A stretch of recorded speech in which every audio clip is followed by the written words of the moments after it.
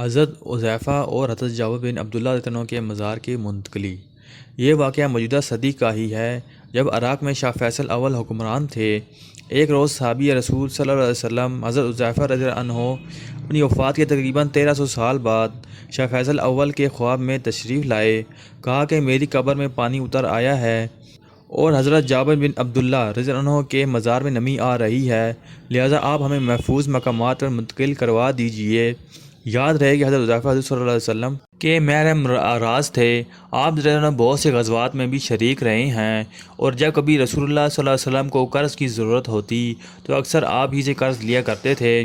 حضرت حذیفہ کے خواب میں تشریف لانے کو عراق کے شاہ فیصل بلا بیٹھے اور امور مملکت نمٹانے میں مصروف ہو گئے۔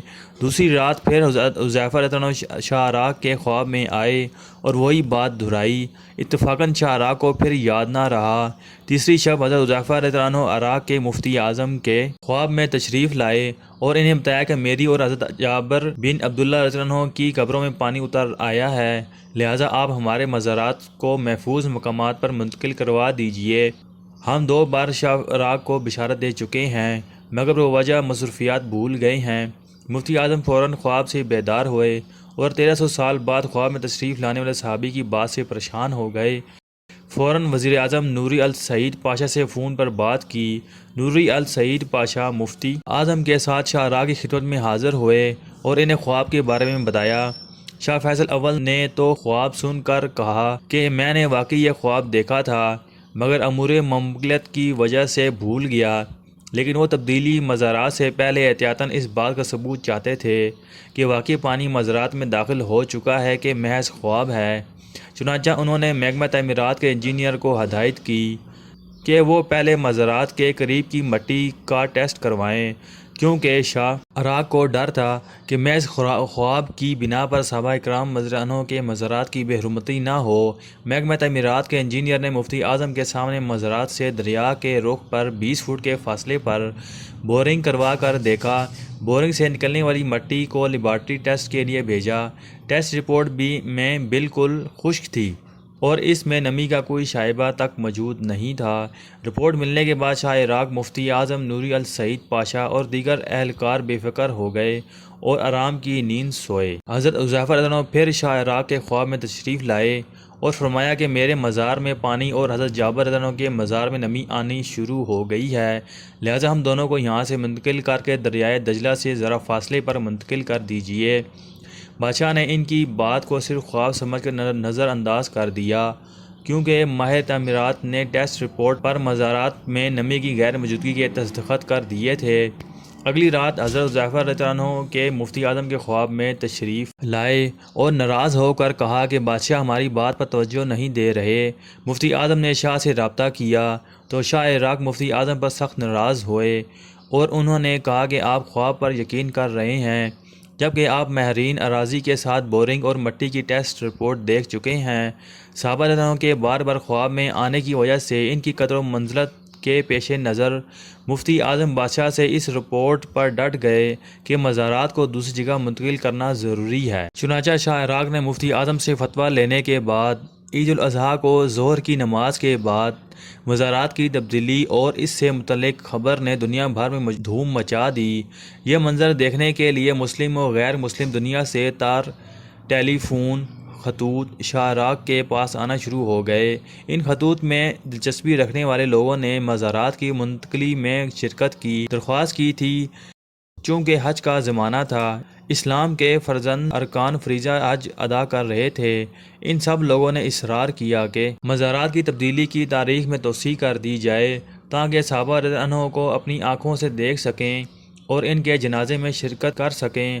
ادھر عیسائی کمیونسٹ مملکت کے عوام اور خبر رساں ایجنسیوں نے بھی سفر میں کٹنے والے دن مانگے۔ شاہ عراق کے لیے یہ لمحات انتہائی پریشان کن تھے۔ ایک طرف صحابہ کا خواب میں بار بار آنا اور دوسری طرف عالمی دنیا کا چند دن رکنے کا دباؤ۔ تیسرے، مزارات میں پانی رسنے سے مزارات کو مزید نقصان پہنچنے کا ڈر۔ اس وقت حکومت عراق ایک عجب مخمصے کا شکار تھی کہ بالآخر ان کے رفقا کے ذہن میں ایک ترکیب آئی کہ مزارات سے کوسوں دور بہنے والے دریا کے رخ پر 10 فٹ کے فاصلے پر ایک لمبی اور گہری خندق کھدوا کر اس میں کنکریٹ سے بھروائی کروا دی گئی تاکہ مزید نمی آگے نہ پہنچے، اور اعلان کر دیا گیا کہ حج کے 10 روز بعد مزارات کی منتقلی عمل میں آئے گی۔ ان 10 دنوں میں دنیا کے مسلم و غیر مسلم ملکوں کے دلچسپی رکھنے والی عوام بغداد سے 40 میل دور سلیمان پاک پہنچنا شروع ہو گئے۔ یاد رہے ان دوران صحابہ کرام رضی اللہ عنہ خواب میں تشریف نہیں لائے۔ اس موقع پر عراق نے اپنے ملک آنے والے ہر مذہب و عقیدت کے لوگوں پر سے کسٹم، پاسپورٹ اور کرنسی کی پابندی ختم کر دی تھی۔ بالآخر حج کے 10 دن بعد پیر کے روز جب 5 لاکھ افراد کی موجودگی میں مزارات کو کھولا گیا تو واقعی دونوں صحابہ کرام رضی اللہ عنہ کی قبروں میں پانی اتر چکا تھا۔ چنانچہ پہلے سے تیار ایک کرین جس پر ایک اسٹریچر کسا ہوا تھا مزارات میں داخل کر کے نیش مبارک کو یکے بعد دیگرے باہر نکالا۔ اس موقع پر موجود اسلامی سربراہان مصر کے شاہ فاروق جو اس وقت مصر کے ولی عہد تھے، کمال اتا ترک کے وزیر مختار اور دیگر علماء وزراء نے اسٹریچر سے نعش مبارک کو عقیدت و احترام سے وہاں موجود شیشے کے باکس میں لٹایا۔ اس واقعے کی کارروائی کو ایک جرمن فلم ساز کمپنی نے وہاں موجود لوگوں کے لیے 30 فٹ لمبی اور 20 فٹ چوڑی اسکرین پر ٹیلی ویژن کے کیمرے کی مدد سے دکھایا۔ مزید 4 بڑے بڑے اسکرین اس لیے لگائے گئے کہ 5 لاکھ افراد جو نیشوں کے قریب نہیں پہنچ سکتے وہ بھی آرام سے اپنی جگہ کھڑے ہو کر یہ کارروائی دیکھتے رہیں۔ لوگوں کا ٹھاٹھے مارتا سمندر یہ دیکھ کر حیران رہ گیا کہ 1300 سال گزرنے کے بعد بھی صحابہ کرام رضی اللہ عنہ کے کفن اور داڑھی بالکل سفید تھے، اور انہیں دیکھ کر یہ اندازہ ہوتا تھا کہ ابھی کچھ گھنٹہ قبل ان صحابہ رضی اللہ عنہ کی وفات ہوئی ہے۔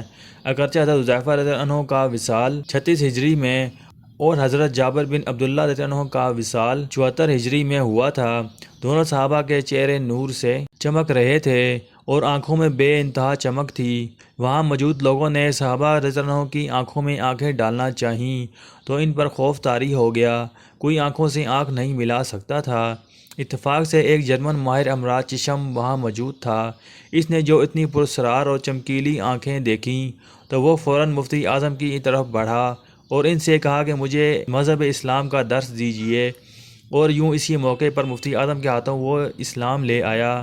عام پبلک کے دیدار کے لیے جب چہرہ مبارک پر سے کفن ہٹایا جا رہا تھا تو اس وقت عراق کی فوج نے صحابہ کو توپوں کی سلامی پیش کی۔ جب وقت جنازے کو کندھا دے کر نئے مزارات کی طرف لے جایا جا رہا تھا، اس وقت عراق فضائیہ فضا میں غوطے لگا کر صحابہ رضی اللہ عنہ کو سلامی پیش کر رہی تھی اور مجمع پر منوں ٹنوں کے حساب سے گلاب کے پھول برسا رہی تھی۔ مزارات کے قریب حضرت سلمان فارسی رضی اللہ عنہ کے مزار کے پاس پہنچے تو عراق بحریہ، فضائیہ اور بری افواج نے گارڈ آف آنر پیش کیا اور کاندھا دینے والے سربراہان مملکت و وزراء علماء پر پھول برسائے۔